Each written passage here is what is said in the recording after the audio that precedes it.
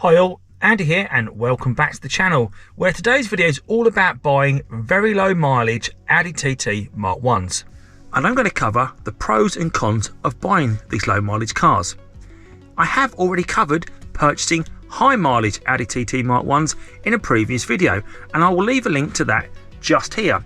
And I'll also leave a link at the end of the video if you want to check that out later.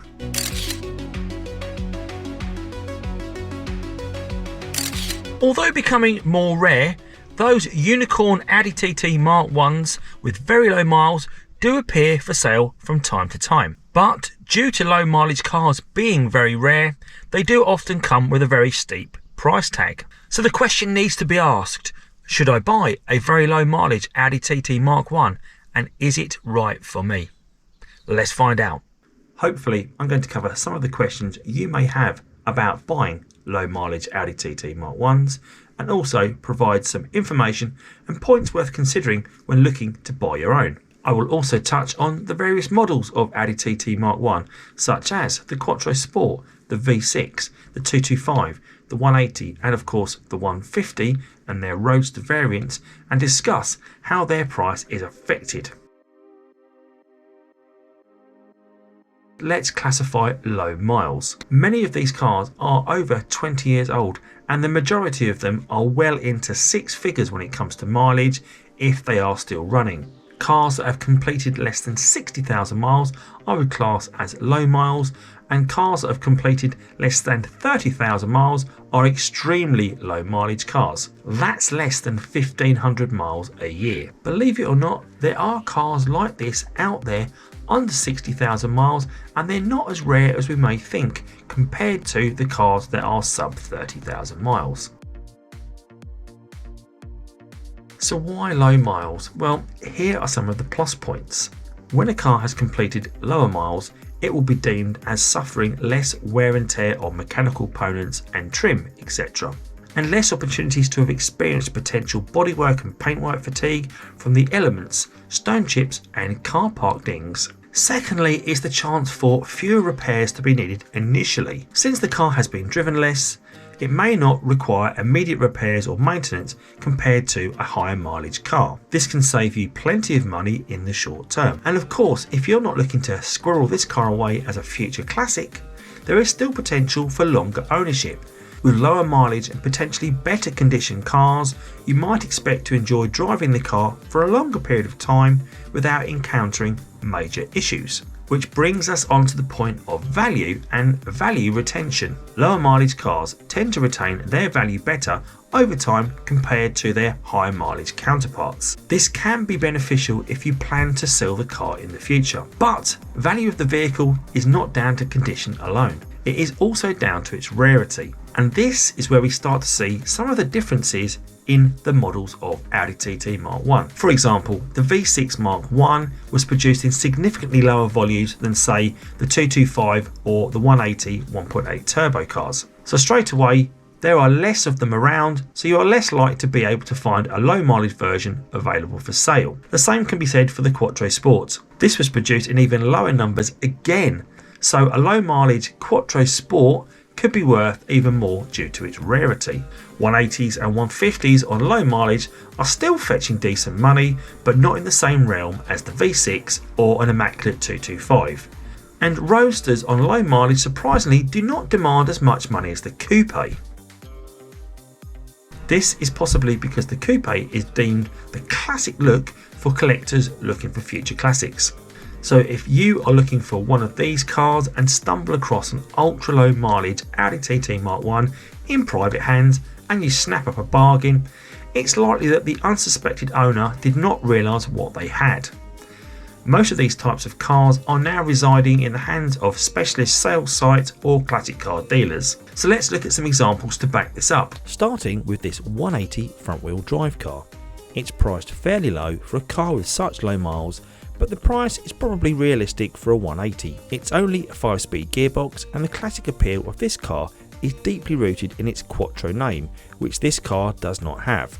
So this counts against it slightly. A collector is going to want one with as many of the classic extras as possible to truly represent the mark and of course hold as much future value as the car appreciates. It's still an excellent condition car that appears to be standard and unmodified, and a great example of where you can get into a low mile TT. As a comparison, sub 80,000 mile V6 cars are sometimes commanding the same money, so nearly a 30,000 mile difference. Let's move on to a 225 and see the value rocket by £2,000 for a car with just 5,000 miles less than our previous example. This has the Quattro and the 6-speed manual gearbox. Bodywork looks great, and a true sign of what sort of life it has had can be evident in the wheel wells. The paintwork on the end of the sills of low mileage cars is usually in good condition, whereas it's often been chipped away on high milers. No sign of paint bubbling on the wheel arches, so you would hope it's had a good life indoors somewhere. Taking a look in the cabin is normally a great indicator of its previous use. Okay, these seats could do with a deep clean to bring them back to their best, but look at the chrome and plastics on the dash, they look first rate and unused. Also, take a look in the footwells. I can see original Audi TT carpeted mats there, which are no longer available. This car looks totally original, and judging by its age is mid facelift, as it has the chrome gear knob, silver insert headlights, but it still has the old 5-bar grille, exactly the same mid facelift model as my 225 Roadster. At £8,000 we're getting into the world of appreciating classic money with nice low miles and a standard clean car. If you're not already a subscriber to the channel but you're enjoying today's content, then don't forget to click on the subscribe link below so you don't miss out on any future Mk1 content. Let's make the next jump up to the more rare variant V6. As mentioned, there were far less of these cars produced and far less left on the road in total. Roughly 1,300 cars left in the UK when you combine sawn and on the road. So when a sub 60,000 V6 appeared in a sought after red, I was not surprised to see this almost £12,000 asking price. This car looks a superb example, and I have read the dealer blurb, and I'm sure the eagle-eyed amongst you will notice that this is unlikely to be an original example, although it claims to have original panels. That rear bumper is the US spec bumper by the licence plate shape. It may be an original part, but it was not on the car as a UK car. These are the type of things people are modifying right now to give their car a unique look here in the UK, but not sure if it would appeal to a collector looking for a low mile future classic. I hope I am wrong, but just something I spotted. Now the next car surprised me, a sub 50,000 mile Quattro Sport, of which there were only over 1,100 produced, and it sold recently for just £12,500. So that's only £500 more than this V6 was listed for. This looks a very well sought after car once again, with immaculate paint, and I'm sure it is right now sitting in someone's collection while the value continues to climb. Want to go to the extreme? Well, hosted on a collector site right now is this ultra low 180 Quattro that has just 580, yes, 580 miles on the clock. Now some 180s are 2-wheel drive, but this one has the benefit of 4-wheel drive. The ultimate collector's car, and it looks like it just rolled out of the factory yesterday. I doubt there is a lower mileage TT available in the UK, perhaps the world right now, and this is for the serious enthusiast that wants to add to a collection. Asking price? Well, you'll get £5 change from £27,000 if you pay the asking price. A serious car for the serious collector. These are the cars that will command the big money moving forward, along with clean V6s and spotless and original 225s. Now that is a good selection of cars that are currently available, but what should you be looking for in your future classic low mileage Audi TT Mk1? And also some things to consider when making your decision. First up, and possibly its most important point, is a detailed service history. You would hope that this car has been meticulously maintained if it's low mileage, and it should be able to evidence itself with a folder full of receipts and invoices and dealer stamps in the service book. You can also do your own research by looking into its MOT history online to make sure it has suffered nothing untowards in the past. Next up, and just as important, is condition. If this is a potential garage queen, it will be demanding top money, and you want to make sure what you're buying is worth the investment. Interiors tell a good story of a car's life, so look at the seats and bolsters from entry and exit damage. Also, look at the seat stitching to see how clean it is. You should also look at how clean and tied the plastics and chromework are in the cabin. Give everything a good press and a prod to make sure there's no loose trim. How do the controls feel? Is everything tight? Now, pop the bonnet or hood. Take a look at the engine. If the engine has had a quiet life, then the engine bay should reflect this. It should be spotless. Does it look clean and tidy? And are all of the plastic components still there, such as the engine cover and battery tray? You should get in the wheel arches, as I have already mentioned. Get a good look at the edge of the wheel arch and the sill to see if there's any damage to the paint. Paintwork should be intact and in great condition. Getting in the wheel arches is also a good way to look at the condition of the suspension. While looking at the bodywork, take a look for lacquer peel, as this does affect a lot of the Mark 1 TTs, particularly the red cars, as I've mentioned in a previous video. If you know your cars, then look for telltale non-standard components and panels. The cars that appreciate the most will be the ones with factory extras, not cars with DIY mods. This goes as far as the correct wheels on the correct model car. Quattro Sport wheels may look nice, but they only come on Quattro Sports, the same as the V6 Renault alloys. Make sure the correct wheel is on your car.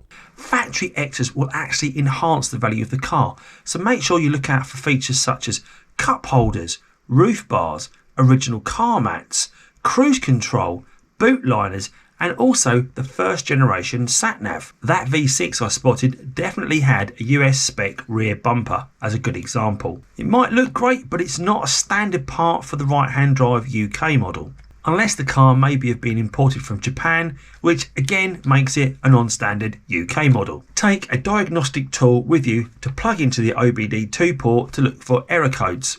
You don't have one? Well, why not? They're only £10 or so, and you can pick them up from Amazon.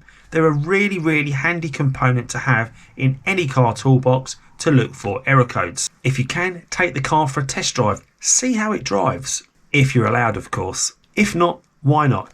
You need to make sure that this car is a runner. You need to make sure that this low miler has not been sitting around for some reason. If the car does have low miles but doesn't run, I personally would walk away. If you have access to a ramp, get the car up on the ramp and take a look underneath. The last thing you want is for a pristine looking car to have a rotten underside. This could be a potentially expensive fix and not something you want to be getting into with a low mileage example. Some negative features to consider when looking at low mileage TTs are: the seller probably realises the rarity of this car. So if you cannot find a genuine area to knock them down on price, you're probably in a very weak position to bargain. Be prepared to pay the asking price, as there will be little room for negotiation.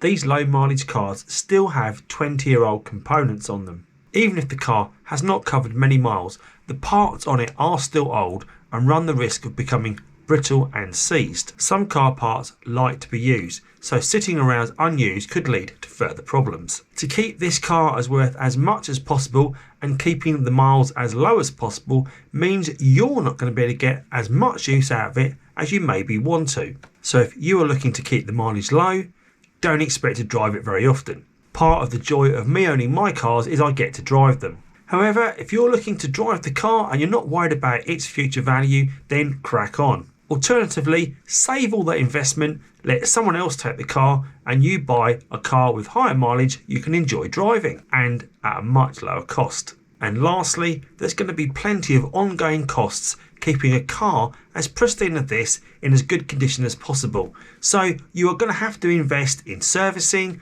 and parts just to keep this car on the road. So don't think of this as a one-off cost. There's going to be plenty of investment from you in the future. So that's my take on buying a low mileage Audi TT Mk1, and I hope you found the video useful. If you have, then please do consider giving this video a thumbs up, and also think about subscribing to my channel, where you'll find a whole host of content on the Audi TT Mk1. As always, thanks for watching, see you soon. Take care.